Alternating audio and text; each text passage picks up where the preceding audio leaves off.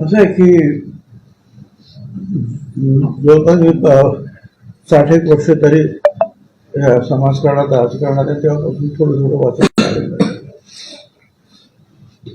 मला आठवतं की लालबहादूर शास्त्री प्रधानमंत्री असताना पाकिस्तानवर लढाई वगैरे इतर काही गोष्टी झाल्या आणि त्यावेळेला उत्पादन कमी होतं तांदळाचं वगैरे. तर दर शुक्रवारी एक दिवस, दर आठवड्याला एक दिवस कुठल्याही रेस्टॉरंटमध्ये हॉटेलमध्ये भात द्यायचा नाही. तांदळाचे पदार्थ करायचे म्हणजे तांदूळ वाचवण्यासाठी.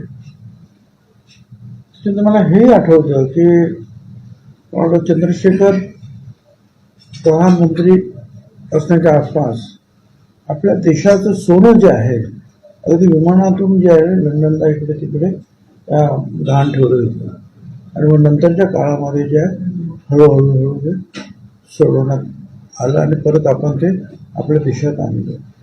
त्यावेळेला सुद्धा अशीच परिस्थिती झाली होती, अक्षरशः विमानातून सोडून नेलं होतं.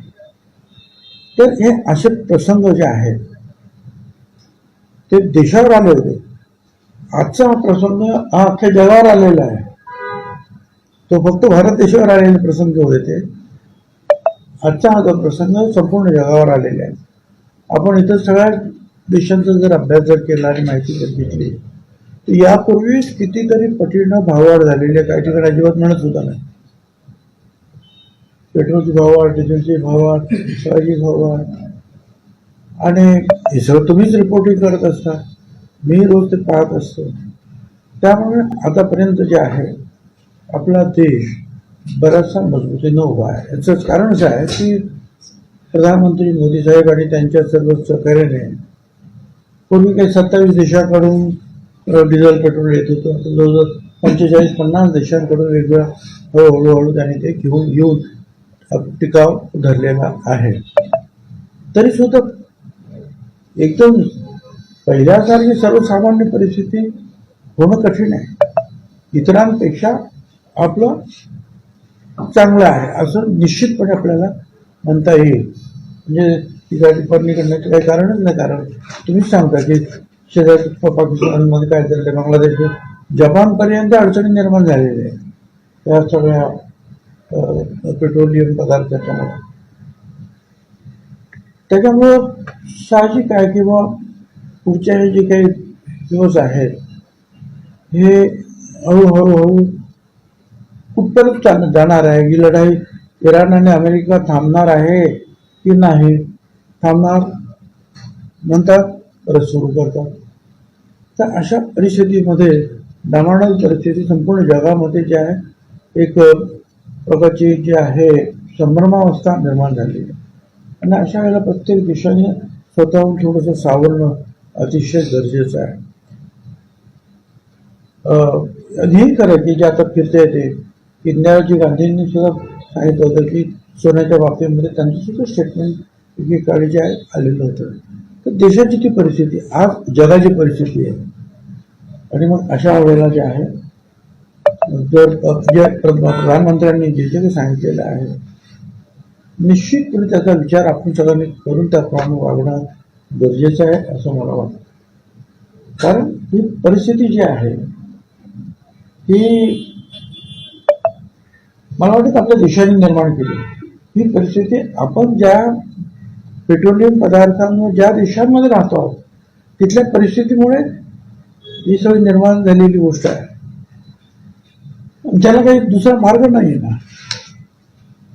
धान्याच्या बाबतीत आपण धान्य पिकवा आपण सर्व करू, हरित क्रांती करा, इथं काय सांगणार आपण.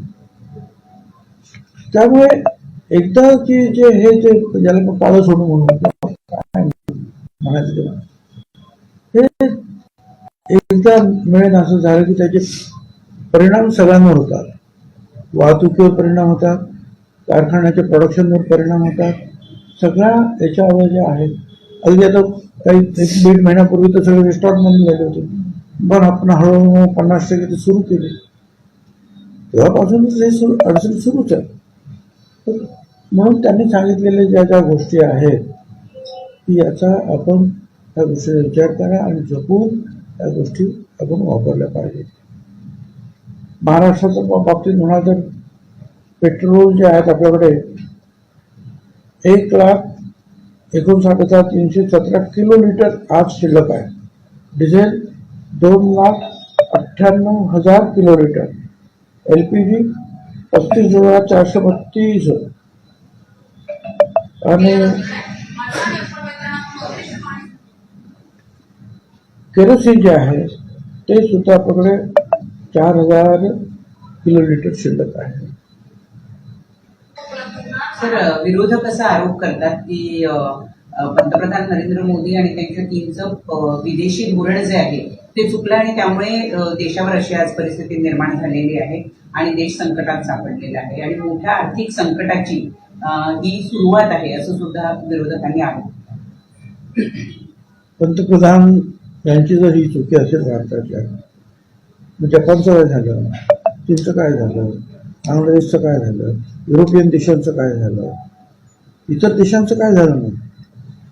जागतिक प्रश्न निर्माण झालेला आहे, सर्वव्यापी प्रश्न आहे. हा फक्त आपल्या देशापुरता निर्माण झालेला प्रश्न नाही.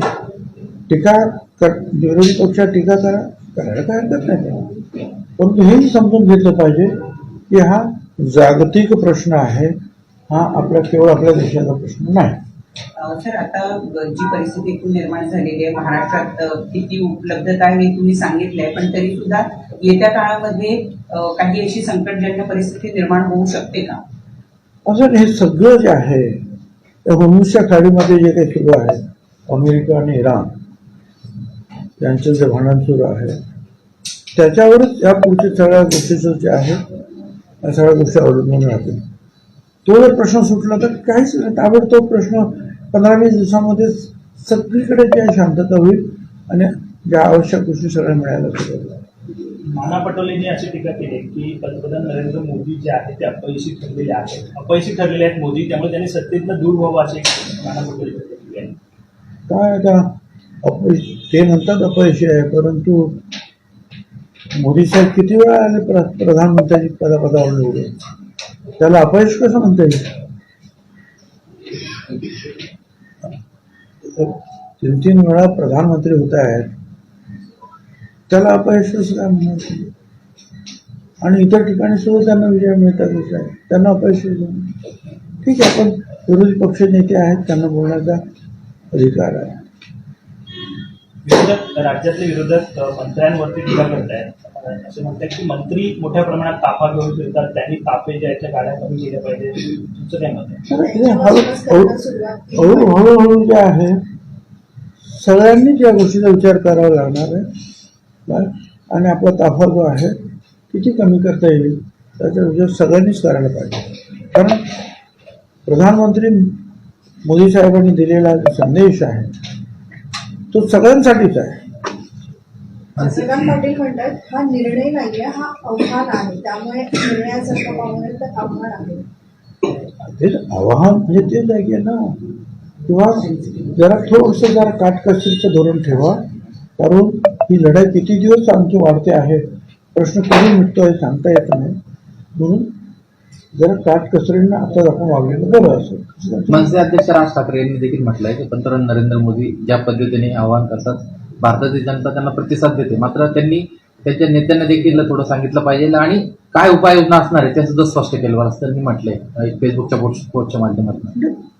राज ठाकरे यांचं म्हणणं बरोबर आहे आणि मी मागताच सांगितलं की प्रधानमंत्री ज्यावेळेला बोलतात त्यावेळेला तो संदेश मंत्री असतील, भारताचे इतर मंत्री असतील, नगरसेवक असतील, आम जनता सगळ्यांसाठी जो आहे हा विचार करण्यासारखा प्रश्न आहे. आता प्रश्न सोडवायचा त्याबद्दल एक आहे की केरोसिनचा वापर वाढवा सांगते,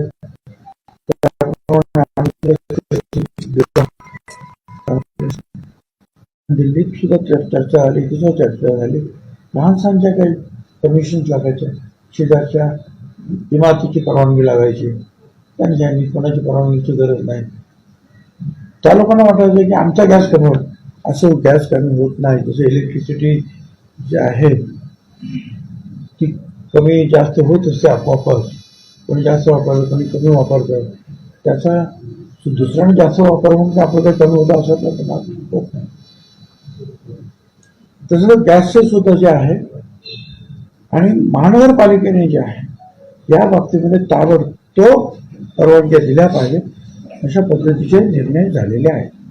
त्यामुळे एक आहे की तुम्ही म्हणता त्याप्रमाणे बलराम राजभवनपर्यंत लोकभवन तिथे पाईपलाईन गेलेली आहे, परंतु वरच्या बाजूला ज्या पाईपलाईन नव्हती. मी त्या दिवशी मीटिंगमधून त्यांना सांगितलं की जे सरकारी अधिकारी आहेत, जे मंत्र्यांचे बंगले आहेत, तिथे सुद्धा जे आहे पाईपलाईन गेली पाहिजे आणि PNGची गॅस त्यांनी सुद्धा वापरला पाहिजे.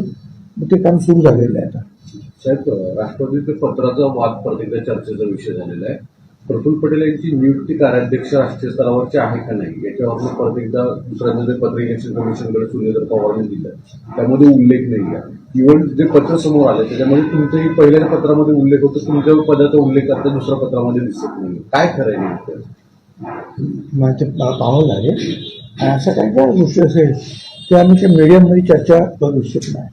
बहिणींनी त्यावरती एक ट्विट पण रात्री उशिरा केलं की ते क्लिअरिकल मिस्टेक आहे, पण अशा पद्धतीची 2 वेळा मिस्टेक होणार तर बहिणींना काही वेगळं संदेश द्यायचा नाही, आहे? मी ते काय ऐकलं की तुम्ही त्यांना विचारा. परंतु ज्या गोष्टी पक्षांतर्गत आहेत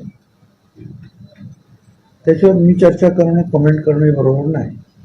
पण वारंवार पक्षाचे इंटरनल, कारण हे केंद्रीय निवडणूक आयोगाला दिलेलं पत्र आहे, मागच्या वेळेलाही ते पत्र बाहेर आलं होतं, यावेळेलाही ते पत्र बाहेर आलंय. घरचाच कोणी भेदी आहे का जी पत्र बाहेर काढली? आणि या बातम्या यायला कारण ही पत्र आहेत. मग ही पत्र जी इंटरनल पत्र आहेत ती बाहेर कशी काय येत आहेत? मला वाटतं ही काही पत्र, काही पत्र असतात ती तर पब्लिक डोमेनमध्येच असतात ना. जर इलेक्शन कमिशनकडे गेलं तर कुणाला ते पत्र मिळतातच ना. त्याबद्दल काय बोलायचं?